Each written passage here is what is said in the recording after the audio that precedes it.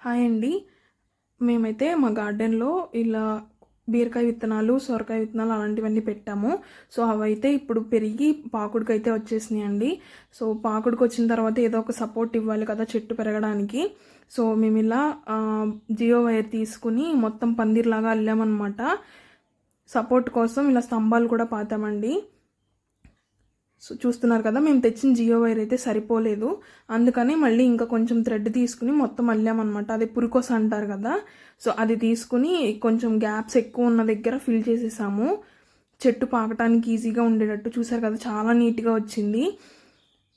ఇదిగోండి, ఫైనల్గా పాకుడికి వచ్చిన చెట్టుని మళ్ళీ ఇలా తాడు తీసుకుని ఒక కర్ర సపోర్ట్తో పైకి పంపించామన్నమాట. సో అవి పాకటానికి ఈజీగా ఉంటుందని చెప్పి. సో మీకు ఎలా అనిపించిందో కింద కామెంట్ చేయండి. అండ్ అలాగే మా వీడియోస్ నచ్చితే please like, share, comment and subscribe to our channel.